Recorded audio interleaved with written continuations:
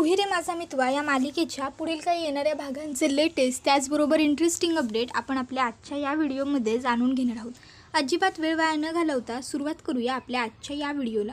तर आता इथे अंजलीने सांगितल्याप्रमाणे आकाशने खेळ वगैरे खेळायची सगळी तयारी केलेली असते आणि आता जबरदस्ती धरून बांधून का होईना अर्णव आणि ईश्वरीला सगळे खेळ खेळायला भागसुद्धा पाडलेला असतो। आता खेळायला लावल्यामुळे दोघं जण खेळतात जबरदस्ती धरून बांधून आणि शेवटी दोघंही जण आता जवळपास सारखेच जिंकतात। त्याबरोबर आकाश अंजलीला विचारतो, ताई आता तर हे दोघं सारखेच जिंकलेत, मग तू म्हणाल्याप्रमाणे संसारावर वर्चस्व कोणाचं? त्याबरोबर अंजली म्हणत असते, अरे प्रत्येक वेळेस वर्चस्वच असलं पाहिजे असं काही नाही, दोघांनी इक्वॅलिटी दिली तरीसुद्धा चालते। त्याबरोबर आकाश म्हणतो, अच्छा मग ठीक आहे, नाहीतर आमचा दादा हरलेला आम्हाला चालणार नाही। त्याबरोबर आता अर्णव हा त्याच्याकडे रागाने बघतो आणि त्याला सांगतो, मी कधीच हरत नाही, समजलं ना? त्यावर आकाश म्हणतो, हरला आहेस ऑलरेडी। त्यावर आता अर्णव त्याला विचारत असतो, मी? त्यावर आकाश सांगतो, हो नंतर सांगतो तू कुठे आणि कधी हरला असतो।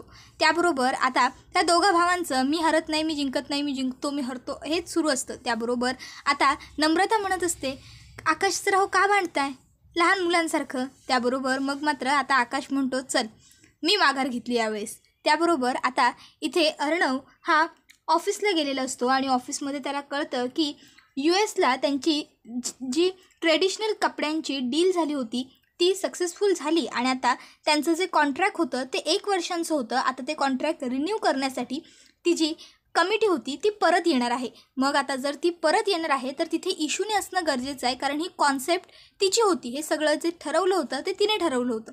मग आता अर्णव विचार करतो, अरे यार पुन्हा हिच्याशी बोलायचं आणि हिना कन्व्हिन्स करायचं ते सुद्धा ऑफिसला यायला खूप अवघड आणि खूप मोठी गोष्ट आहे। रिझन काय सांगणार हिला ऑफिसला यायला? आणि सगळी वाक्य तर मला पाठ आहेत, माझं आयुष्य तुमच्यामुळे उद्ध्वस्त झालं, खराब झालं, ये वो, अरे बापरे खूप टेन्शनवाली गोष्ट आहे। पण मिस्टर राजेश शिर्के जुगाड तर काहीतरी तुम्हाला करावाच लागेल, कारण you can't have any option, असं अर्णव आता आरशात बघून म्हणत असतो आणि तो आता विचार करत असतो की काय करता येईल बरं। मग तो आता आकाशला कॉल करतो आणि आकाशला आता सगळी सिच्युएशन समजावून सांगत असतो। तो आकाशला म्हणतो, आकाश सपोज जर तुला एखाद्या व्यक्तीला एखादी गोष्ट सांगायची असेल पण ती व्यक्ती जरा इगोइस्टिक असेल तर तू काय करशील? आकाश म्हणतो, अशा इगोइस्टिक लोकांबरोबर मी बोलतच नाही आणि जे मला इगो दाखवतात मी त्यांना तितका रिफंडमध्ये दाखवतो। त्यावर आकाश म्हणत असतो, मग आता अर्णव सांगतो, अरे प्रत्येक वेळी नाही दाखवता येत रे इगो। त्यावर आकाश म्हणतो, तू बोलतोयस हे दादा? त्यावर अर्णव सांगतो, तुला आणखीन स्पष्ट करून सांगतो, मिस इंदौरला मला ते फॉरेनचे क्लायंट येणार आहेत त्यांच्याबद्दल सांगायचं आहे आणि तिला ऑफिसला बोलवायचं आहे, सांग आता काय करू? त्यावर आकाश म्हणतो, अंजलीताई सगळ्यात बेस्ट, अंजलीताईचं वहिनी टाळूच शकत नाही, ती तिचं ऐकणार, त्यामुळे तू अंजलीताईचाच आधार घे। त्याबरोबर अर्णव म्हणतो, गुड आयडिया। आणि मग तो आता अंजलीकडे येतो आणि तिला सर्व कंडिशन सांगतो की ताई अगं आमचे फॉरेनचे क्लायंट येणार आहेत आणि आता तिथे मिस इंदौरने असणं गरजेचं आहे, मी जर तिच्याशी बोलायला गेलो तर या गोष्टीसाठी तीसुद्धा मला नकारच देईल, पण जर तू तिच्याशी बोललीस तर नक्की ती हो बोलेल, तयार होईल, तर माझ्यासाठी प्लीज एवढं करशील ना? तू मिस इंदौरबरोबर बोलशील ना, सांगशील ना तिला की माझ्याबरोबर फक्त तेवढा एक दिवस ऑफिसला चल म्हणून? त्यावर अंजलीताई म्हणते, पहिली गोष्ट बायको तुझी आहे, ऑफिस तुझं आहे, घेऊन तुला जायचं आहे, मग मी का मध्यस्थी करू? त्याबरोबर अर्णव म्हणतो, अगं असं काय करतेस, तू माझी ताई आहेस ना? त्यावरती म्हणत असते, मी तुला कधी माझ्यामध्ये आणि यांच्यामध्ये असं मध्यस्थी केलं आहे का? नाही ना? मग आता मी सुद्धा तुझ्यामध्ये मध्यस्थी होणार नाही आहे आणि तसंही तुमचं काही भांडण वगैरे झालेलं नाही आहे, नवरा बायको आहात ना, तुझी अडचण आहे तू बोल तिच्याशी, ती नक्की मदत करेल तुला बायको म्हणून, जा। त्याबरोबर अर्णव म्हणतो, नको गं ताई, हे एवढं सगळं करण्यापेक्षा तू बोल ना, तू जर सांगितलंस ना तर मिस इंदौर काहीच आडेवेडे घेणार नाही, एका शब्दात एका पायावर तयार होईल, म्हणून म्हणतो प्लीज माझ्यासाठी। त्यावर अंजली म्हणते, प्लीज माझ्यासाठी तूच बोल तुझ्या बायकोबरोबर, कमीत कमी कळेल तर आपल्याला ईश्वरीला तुझ्याबद्दल काय वाटतं, तिला तुझ्याबरोबर बाहेर यायचं आहे की नाही, तिचं ओपिनियन काय आहे, तू बोललेलं चांगलं असेल, उलट तुमच्या दोघांमध्ये जितका जास्तीत जास्त संवाद होईल ना तितकं जास्तीत जास्त तुमचं प्रेम फुलत जाईल। तुला माहिती आहे मी आणि राजेश आमचं नवीन लग्न झालं ना तेव्हा आम्हीसुद्धा तुमच्यासारखेच असे अबोल होतो। त्यावर अर्णव म्हणतो, मिस इंदौर आणि अबोल? त्यावर लगेचच आता अंजली सांगायला लागते की मुली अशाच असतात, त्यांच्या मनात येईल त्या गोष्टी त्या पटापट गडगड बोलून टाकतात, तसं तुमचं तसं नसतं, तुम्ही प्रत्येक गोष्ट मुलं मनामध्ये साठवून ठेवता आणि एकदाच कधीतरी त्याचा उद्रेक करता, बरोबर ना? त्यावर अर्णव म्हणतो ताई काहीतरी पर्याय सांग ना, तू बोलशील ना तिच्याशी. त्यावर ती सांगते नाही म्हणजे नाही, चिंटू मला गोळ्या खाऊन झोपायचंय, तू जा बरं. मग अर्णव आता स्वतःच्या रूममध्ये वरती येतो. बघतो तर आता ईश्वरी ही बसलेली असते. अर्णव तिला म्हणत असतो काही काम करतेस का. त्यावर इशू सांगते हो. त्यावर अर्णव म्हणतो काय. इशू सांगते पहाड उचलते, येणार आहात. त्यावर अर्णव म्हणतो तुला सरळ विचारलेल्या प्रश्नांची उत्तरं सरळ देताच येत नाही का गं. इशू म्हणतो तुमचं काय काम आहे ते सांगा. त्यावर अर्णव तिला सांगत असतो की आपले जे USचे क्लायंट होते ज्यांच्याबरोबर आपण कपड्यांची डील फायनल केली होती. त्यावर इशू म्हणते कपड्यांची डील नाही हो, मला आठवत नाही आहे. त्यावर अर्णव तिला म्हणत असतो अगं आठव ना, ट्रेडिशनल क्लोथ होते, तू मेनिक्विन्स पाडल्या होत्यास आणि मग नंतर स्टाफला तू मेनिक्विन्सच्या ऐवजी उभं केलंस, आठवतंय. त्यावर इशू म्हणते हो हो, ते असं काय. त्यावर अर्णव सांगत असतो की त्याची टीम पुन्हा येणार आहे त्यांचं कॉन्ट्रॅक्ट रिन्यू करण्यासाठी आणि म्हणून तिथे तू असणंसुद्धा गरजेचं आहे. तर मी तुला हंबली रिक्वेस्ट करतो आहे की प्लीज प्लीज तू माझ्याबरोबर येशील. त्यावर इशू म्हणत असते मला विचार करावा लागेल. अर्णव म्हणतो विचार वगैरे काही नको, मला रिझल्ट हवा आहे आणि रिझल्ट हाच असला पाहिजे की तू माझ्याबरोबर येशील, प्लीज प्लीज. त्यावर मग मात्र आता इशू नकार देत असते. तर अंजलीताई तिकडे येते आणि मग इशूला समजावते हे बघ, जर तू म्हणतोय ना एवढं प्लीज प्लीज, तर काय हरकत आहे तुला त्याच्याबरोबर जायला, जाऊन तर बघ, कदाचित तुलाही आवडेल जरा तिकडचं वातावरण. आणि तसंही ऑफिसमध्ये सुद्धा आपल्या तुझे खूप मित्रमैत्रिणी आहेत, मग कमीत कमी त्या सगळ्यांशी भेटणं होईल, बोलणं होईल, गाठीभेटी पडतील, म्हणून तरी कमीत कमी त्याच्याबरोबर जा आणि काळजी करू नको. तसंही तुला कुठे फारसं तिथं थांबायचं आहे. इशू म्हणत असते ताई अहो मला जाण्याचं आणि थांबण्याचं काही वाटत नाही, तुम्हाला माझी इंग्रजी उत्तम आहे असं वाटत असलं तरी माझी इंग्रजी उत्तम नाही आहे. त्यावर अंजली म्हणत असते अगं पण तुला कुठे इंग्रजी एवढं बोलायचं आहे फटाफट फटाफट, चिंटू आहे ना तुझ्याबरोबर, तो त्या सर्व गोष्टी मॅनेज करेल, तू आपल्या मातृभाषेत बोललीस तरी चालेल, पण तू त्याच्याबरोबर जा. त्यावर मग मात्र आता अंजलीने एवढं समजावून सांगितल्यावर इशूचा नाईलाज होतो आणि इशू अर्णवला म्हणते ठीक आहे येते मी तुमच्याबरोबर ऑफिसच्या मीटिंगला, पण एक अट हा, तुम्ही मला उगाचच्या उगाच सगळीकडे माझी बायको म्हणून ट्रॉफी वाईफ असल्यासारखं मिरवायचं नाही, कळलं. त्यावर अर्णव म्हणतो बरं एक्सेप्टेड, पण चल आता. मग आता इशू आणि अर्णव हे दोघंजणं पार्टीमध्ये पोहोचलेले असतात. आता तिथे आल्या आल्या एक मुलगी पटकन मागून येते आणि ती आता लगेचच त्याला म्हणायला लागते की अरे अर्णव किती महिन्यानंतर मिळालास. महिने काय वर्षच म्हण जवळपास, शाळा सुटली आणि आत्ता भेटतोयस, कसा आहेस तू, आणि अजूनही तुला पर्पल कलर आवडतो का, अरे किती लीन झाला आहेस तू. आता अर्णवची एवढी ती चौकशी करत असते की हे बघून ईश्वरीलाच आश्चर्य वाटतं. तिला वाटत असतं बाप रे, ही मुलगी कॉलेजला यायची की याच्यावरती लक्ष ठेवायला. त्याबरोबर आता इशू ही अर्णवला अलगच विचारते ही नक्की कॉलेजलाच यायची ना. अर्णव म्हणतो का, काय झालं. त्यावर इशू म्हणते नाही काही नाही, म्हणजे स्वतः तर एवढा ढिगभर मेकअप केलाच होता, पण आता तुम्हालाही एवढ्या चौकशा करत होती म्हणून विचारलं. त्यावर अर्णव तिला सांगत असतो ती पूर्वीपासून अशीच आहे, तिला मेकअप करणं, छान मॉडेलसारखं राहणं आवडतं. त्यावर इशू म्हणते नाही आवडतं तोपर्यंत ठीक आहे, पण हे असं सारखं सारखं मुलांना मिठ्या मारणं चांगली सवय नाही. त्याबरोबर अर्णव म्हणत असतो कल्चर आहे ती कायम USलाच राहिली आणि त्यामुळे ती तशीच आहे. मी जेव्हा USला होतो तेव्हा आमची भेट झाली आणि तिथपासून आमची ओळख आहे. त्यावर इशू म्हणते अच्छा म्हणजे तुम्हाला पण सवय आहे का अशा मुलींना मिठ्या मारत सुटायची. त्यावर अर्णव म्हणत असतो गप्प बस ग तू, आपण आलो आहे कुठे, तू विचारतेस काय, तुझा टॉपिक काय आहे, हा विषय आहे का आत्ताचा विषय आहे आपली पार्टी जी आत्ता इथे सुरू आहे, आपल्या ऑफिसची पार्टी आहे ना. त्यावर इशू म्हणत असते हो लक्षात आहे माझ्या. त्याबरोबर आता ज्या क्लायंटसाठी अर्णवने एवढी मोठी पार्टी ऑर्गनाईज केलेली असते त्या पार्टीसाठी आता ते क्लायंटसुद्धा आलेले असतात. त्याबरोबर आता ते तिथं आल्याबरोबर अर्णव हा पहिली तर सगळी सेटलमेंट जी असते ती चेक करतो. आकाशला सांगतो आकाश काही चुकता कामा नये. आकाशने त्याला सांगितलेलं असतं की यू डोंट वरी दादा, सगळं अगदी परफेक्ट आहे, मी स्वतः जातीने काम करून घेतलं आहे आणि लक्षसुद्धा ठेवलं होतं. त्याबरोबर आता क्लायंट्स तिथे आलेले असतात, सगळ्यांची भेट होते, सगळ्यांचं बोलणं चालणं व्यवस्थित सुरू असतं. पण आता ते नोटीस करतात की ईश्वरीने साडी नेसलेली असते, तिच्या गळ्यात एवढं मोठं मंगळसूत्र, हातामध्ये हिरवा चुडा, कपाळावर कुंकू. आता अर्थात ती नवीन नवरी असल्यामुळे तिने म्हणजे हातात हातभर बांगड्या, गळ्यात मंगळसूत्र, कुंकू कपाळावर सगळं काही लावलेलं असतं. सुंदर साडी ती अगदी नेसलेली असते. आता त्यातली एक जी असते फॉरेनर ती पटकन इशूला म्हणते तुझी साडी सुंदर आहे आणि छान दिसतेस तू ही अशी. त्याबरोबर आता ईश्वरी तिला काही सांगत नसते की माझं लग्न झालं आहे वगैरे. त्याबरोबर आता दुसरी एक पटकन जी महाराष्ट्रीयन मुलगी असते ती म्हणत असते तुम्ही लग्न केलं ईश्वरी मॅडम. तसं अर्णव आता लगेचच ईश्वरीला स्वतःच्या जवळ हाताने खेचून घेतो आणि अनाउन्समेंट करतो, सगळ्यांनी लक्ष द्या. त्याबरोबर आता जे बाकीचे लोक आलेले असतात ते सगळे, त्याबरोबर अर्णव, हे सगळेच आता अर्णवला विचारायला लागतात की काय झालं. तर अर्णव हा सगळ्यांना सांगत असतो, अनाउन्समेंट करतो. मग अर्णव हा आता अनाउन्समेंट करतो की ही माझी बायको मिसेस ईश्वरी देसाई आणि आत्ताची मिसेस ईश्वरी अर्णव राजे शिर्के. त्याबरोबर आता ईश्वरीचं लग्न अर्णव बरोबर झालं हे बघून सगळ्यांनाच जरा आश्चर्य वाटतं. सगळेजण टाळ्या वाजवतात आणि विचारतात सुद्धा की म्हणजे इतक्या शॉर्ट नोटीसवर लग्न.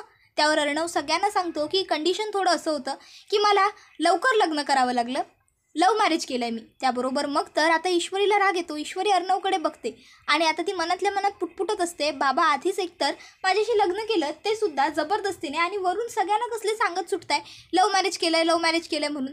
त्याबरोबर अर्णवची जी कॉलेजची मैत्रीण असते ती पुढे येते आणि त्याला म्हणत असते की काय रे, कॉलेजमध्ये असताना किती हॉट मुले आवडायच्या तुला आणि आता हे सगळं. त्यावर आता ईश्वरी तिच्या बाजूला उभी असते आणि ती आता पटकन तिला म्हणते, काय आहे ना, कॉलेजला असतानाचं जे काही राहणीमान असतं ते वेगळं असतं, ते फक्त फिरवण्यासाठी असतं, घरात वेगळं लागतं ना. त्याबरोबर अर्णव ईश्वरीला गप्प बस न जरा असं सांगतो. ईश्वरी तुम्ही तुमच्या मैत्रिणीला सांगा असं बोलते आणि तिकडनं बाजूला जाते. त्याबरोबर आता ही जी अर्णवची मैत्रीण असते ती आता नेहमीच काम करत असते त्याच्याबरोबर, त्यामुळे ती सुद्धा या पार्टीमध्ये आलेली असते. पण ही गोष्ट इशूला माहीत नसते की ती त्याच्याबरोबर कामसुद्धा करते. आता पार्टीत म्हणजे जशी जशी हळूहळू वेळ वाढत जाते तशी तशी इशू नंतर अर्णवकडे येते आणि त्याला म्हणत असते, ही तुमची मैत्रीण कशाला आली आहे इथे? नाही, ऑफिसची पार्टी आहे ना म्हणून विचारलं. त्यावर अर्णव तिला सांगत असतो, ती माझी मैत्रीण होती कॉलेजला असताना, आता सध्या ती माझी कलीग आहे आणि म्हणून ती इथे आली आहे, समजलं तुला? त्यावर इशू म्हणत असते, मग जर तिला आणलंच होतं तर मला कशाला आणायचं होतं? त्यावर अर्णव म्हणतो, तुला कळतं का गं तू काय सांगतेस ते? त्यावर ईश्वरी म्हणते, हो मला व्यवस्थित कळतंय. नाही, प्रश्न पडलाय ना तिला, एवढी साधी बायको म्हणून म्हणते मी, करायची होती ना तिच्यासारखीच एखादी नटी. त्यावर अर्णव म्हणतो, नटी? त्यावर इशू म्हणते, हो मग नटीच. त्यावर अर्णव म्हणत असतो, एक मिनटं, पहिली गोष्ट ती ॲक्ट्रेस नाही आहे, ती उत्तम बिझनेस चालवते, तिने MBA केलं आहे. त्याबरोबर ईश्वरी म्हणते, MBA केलं आहे ना तेव्हाच. त्याबरोबर अर्णव म्हणतो, शिक्षणाचा आणि राहण्याचा काय संबंध? ईश्वरी सांगत असते की ते आपण घरी जाऊन आपल्या बोलू. त्यावर अर्णव म्हणतो, आपल्या? त्यावर इशू म्हणते, तुमच्या घरी जाऊन बोलू. आता हे दोघं जण भांडतच असतात.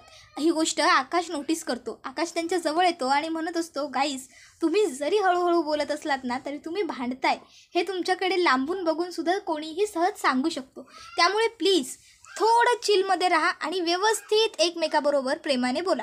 त्याबरोबर अर्णव ईश्वरीला सांगतो, हे बघ, आपण जेव्हा कामाचं बोलायला येऊ ना तेव्हा मी तुला बोलवून घेईन.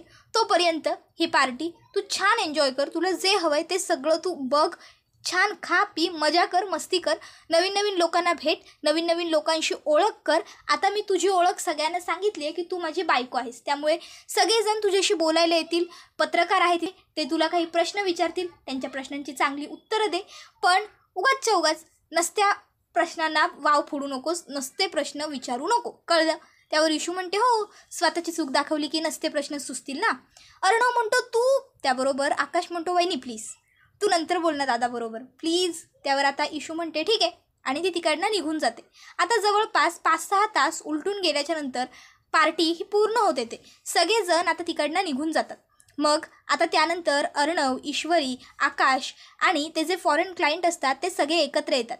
त्यांचं जे काही ऑफिसचं काम असतं ते सगळं आता कंप्लीट करून घेतात.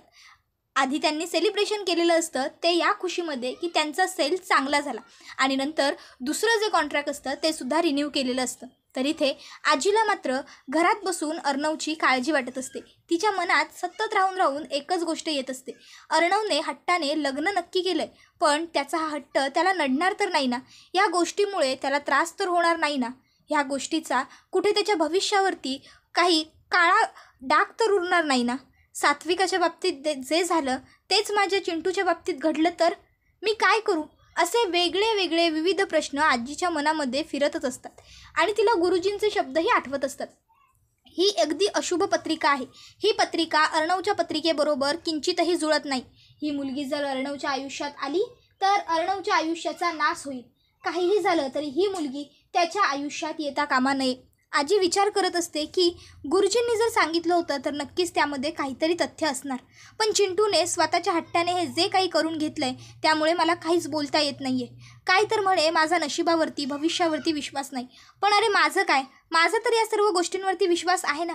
मग कमीत कमी आजीचं मन मोडायचं नाही म्हणून तरी हे सर्व काही स्वीकारायचं होतंच. तर आता इथे लगेचच अर्णवने अंजलीला त्यांचं दुसरं कॉन्ट्रॅक्ट झाल्याबरोबर फोन करून सांगितलेलं असतं. त्यावर अंजली लगेचच आजीकडे येते आणि आजीला सांगत असते की आजी, आपल्या चिंटूचं US जे डील होतं ते पुन्हा एकदा फायनल झालं. त्यावर आजी म्हणते पुन्हा एकदा म्हणजे? त्यावर अंजली म्हणत असते अगं, पहिल्यांदा जेव्हा त्यांनी कॉन्ट्रॅक्ट केलं होतं ना तेव्हा 1 वर्षाचं कॉन्ट्रॅक्ट केलं होतं. जर कपडे चालले, ट्रेडिशन आपलं तिकडे फॉलो होत असेल तरच पुढे कॉन्ट्रॅक्ट कंटिन्यू होणार होतं. आणि बघ पुढे आज कॉन्ट्रॅक्ट कंटिन्यू झालं. ईश्वरी लक्ष्मीच्या पावलांनी आपल्या घरात आली आणि आपल्या चिंटूची भरभराट झाली. त्याबरोबर आजी म्हणत असते मुळात माझा नातू कर्तबगार आहे, हुशार आहे, बिझनेसमध्ये तो उत्तम मुरलेला आहे, त्यामुळेच त्याला यश मिळाले. त्याच्यासाठी कोणाच्या पायगुणाची गरज नव्हती, समजलं. त्याबरोबर लगेचच आता अंजली म्हणत असते आजी असं का बोलतेस? नाही, मला मान्य आहे ईश्वरी तुला आवडत नाही, पण अगं खरोखर तिचा पायगुण खूप चांगला आहे. आतापर्यंत ती जेव्हा जेव्हा आपल्या घरात आली आहे तेव्हा तेव्हा आपल्या घरात प्रत्येक गोष्ट चांगली आणि व्यवस्थितच सुखासुखी पार पडली.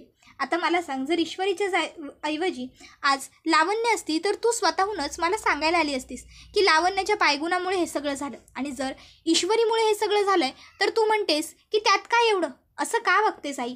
याला खोटेपणा म्हणतात. नको करूस तो. ईश्वरीला नातसून म्हणून स्वीकार. हे बघ, आईच्या बाबतीत जे काही झालं, बाबांनी जे काही केलं तेच तू चिंटू करेल असा विचार का करतेस? आपला चिंटू पूर्णपणे वेगळा आहे, त्याच्यावर तुझे संस्कार आहेत, तुला माहिती आहे ना. मग आता आजीला सुद्धा जरा जरा अंजलीचं म्हणणं पटतं. तर दुसरीकडे आपण पाहतो की आता इशू आणि अर्णव हे दोघंजणं सर्व काही व्यवस्थित पूर्ण झाल्यानंतर ऑफिसमधून निघालेले असतात. आता इशू ही अर्णवकडे बघत असते, तर अर्णव हा तिला विचारतो काय झालं, असं का बघतेस? त्यावर इशू सांगते नाही काही नाही. त्यावर अर्णव म्हणतो बोल बोल, तुझ्या मनात काहीतरी आहे, विचार. त्याबरोबर इशू ही अर्णवला म्हणत असते म्हणजे बघा, आज तुमची जी तुम्हाला मैत्रीण सापडली. त्यावर अर्णव म्हणतो तू कलिग म्हण. त्यावर इशू म्हणते बरं कलिग, जी तुम्हाला सापडली ती तुम्हाला इतक्या फ्रेंडली भेटली की ज्याच्यावरून कळतं तुमचा बॉन्ड किती चांगला होता. कॉलेजमध्ये असताना तुम्ही तुमच्या मित्रमैत्रिणींबरोबर किती वेळ घालवला. मग तेव्हा तुम्हाला एखादी मुलगी आवडली नाही का लग्न करण्यासारखी? त्याबरोबर आता अर्णवला आठवण येते आरोहीची. आरोही म्हणजे त्याची पहिली गर्लफ्रेंड. आता त्याला आठवण येते, ती मॉडेल होती आणि ती म्हणाली होती यार मी तुझ्याबरोबर नाही राहू शकत. अरे जेव्हा मी मोठी मॉडेल होईल, स्टेजवर जाईल, तेव्हा मी काय सांगू, हा भिकारी माझा बॉयफ्रेंड आहे. मग आता आकाश म्हणत असतो वहिनी ह्या बाबतीत तर तू विचारूच नको, आमचा दादा हा अगदी मास्टर आहे, त्याच्यावरती सर्व मुली ब्लाईंड मारतात, पण आमचा दादा मात्र कधी कोणाच्या प्रेमात पडत नाही. त्याची विकेट फक्त तूच काढलीस. काय दादा, एम आय राईट ना? वहिनी पहिली आणि शेवटची वहिनी आहे ना, की वहिनींच्या आधी होतं कोणी तुझ्या आयुष्यात? त्याबरोबर मग आता लगेचच अर्णव म्हणत असतो कोण होतं याच्याने फरक पडत नाही, कोण आहे याच्याने फरक पडतो, आणि ईश्वरी हीच सध्या माझ्या आयुष्यातली एकमेव व्यक्ती आहे आणि मुलगी आहे, समजलं. त्याबरोबर मग मात्र आता आकाश म्हणतो सॉरी दादा, सॉरी, तुला आवडलं नसेल तर मी नाही विचारत, इट्स ओके, मी येतो, जाऊन झोपतो, असं म्हणत आता तो लगेचच जाऊन झोपतो. तर आता इथे इशू ही अर्णवला आता म्हणत असते काय झालं, तुम्ही काय एवढं चिडलात आकाश सरांवर? त्यावर अर्णव म्हणत असतो मला तुझ्यापासून काहीच लपवायचं नाही आहे. आणि मग तो आता अंजलीला तिच्याबद्दल सगळं खरं सांगून टाकतो. तर आता दुसरीकडे आपण पाहतो की आकाशला काही ना काहीतरी कारण काढून सतत आता नम्रताला फोन करायला असतो. नम्रताला फोन करण्यासाठी त्याला आता कारणाची गरज मिळत नसते. तो आता ईश्वरीची माहिती सांगायला सुद्धा सहज फोन करतो, आणि नम्रताला आकाशचा फोन स्वतःहून आला की तिलासुद्धा बरं वाटतं. तिला वाटतं की चला आपली ताई ठीक आहे ना, मग झालं तर सगळं. तर आता आपण दुसरीकडे पाहतो की राकेश जो असतो तो आता घरी चुगल्या करत असतो की हे बघा आपल्या अर्णवने हे जे काही केलं ना ते पूर्णपणे चुकीचं आहे. ती लावण्या मला सून म्हणून अजिबातच मान्य नाही आहे ह्या घरच्यासाठी. ती एक नंबरची बावळट मुलगी आहे. तिला जर एक एंगेजमेंट साधी नाही करता आली तर ती लग्न काय करणार आहे, विचार करा ना तुम्ही सगळे. आणि त्याशिवाय त्या अर्णव राजेशिर्केने ईश्वरीजींना फसवलं आणि मी त्यांना सोडवणारच असं म्हणण्यासाठी आता तो सरळ विचार करतो की आपण त्यांच्यावरती कंप्लेंट करायची. तर आता आत्या म्हणते पोलीस तक्रार, त्यावर तो म्हणतो हो मग तक्रार. अहो थेट आपण पोलिसांना जाऊन सांगायचं की याने ईश्वरीजींबरोबर जबरदस्तीने लग्न केलं आणि आता मीडियामध्ये जाऊन सांगतोय की त्या त्याची बायको आहेत म्हणून. चला सांगू आपण. त्याबरोबर आता लगेच सगळे तयार होतात. तर सुप्रिया ही बाबांकडे बघते. बाबा तिला नजरेने खुणावतात की नाही असं काहीही करायचं नाही आहे. मग लगेच ती म्हणते की नाही आई थांब, हे बघ आपण असं काही डिसिजन घ्यायला नको, प्लीज प्लीज नको, शांत राहा. उगाचच्या उगाच नसती पंचायत करायची काय गरज आहे, नको ना. त्याबरोबर मग मात्र लगेचच आता ती म्हणते अगं पण नम्रता. त्यावर नम्रता म्हणते ताई प्लीज, मी सांगते ना आई, तर प्लीज माझं ऐक, नको. इशूला नाही आवडणार आणि इशूला नको असलेली गोष्ट आपण केलेली टाळलेलीच परवडेल. त्याबरोबर आपण पाहतो की दुसरीकडे छान अशी सगळी फुलं वगैरे आणलेली असतात, झाडं आणलेली असतात. मग आता जेव्हा तो म्हणत असतो की मला जे हवं मी तेच करणार, त्यावेळेस आता मात्र बाबा सुप्रियाला सांगतात की थांबव त्याला. मग मात्र आता सुप्रिया ही लगेचच त्याला थांबवते. त्याबरोबर हा व्हिडिओ आकाश पण असतो आणि आकाश हा आता अर्णवकडे बघत असतो. त्यांचा छान आनंदात दिवस गेलेला असतो. तर राकेश मात्र इथे आग लावण्याची कामं करत असतो.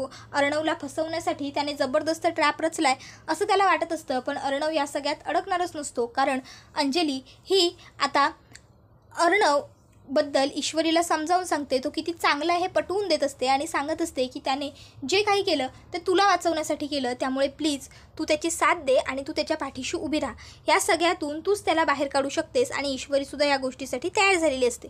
तर आता राकेशने पोलिसात जाऊन तक्रार करायची असं म्हटल्याबरोबर बाबा सुप्रियाचा हात पकडतात आणि सुप्रियाला नजरेने खुणावतात की आपण असं काही करायचं नाही आहे. त्याबरोबर हा व्हिडिओ इथेच संपतो. व्हिडिओ आवडला की व्हिडिओला लाईक करा, चॅनलवर नवीन असाल तर चॅनलला सबस्क्राईब करा आणि बेल आयकॉन आठवणीने प्रेस करा, जेणेकरून तुम्हाला पुढच्या प्रत्येक व्हिडिओमध्ये नोटिफिकेशन मिळत जाईल आणि सर्व व्हिडिओंचा आनंद हा उत्तम पद्धतीने घेता येईल.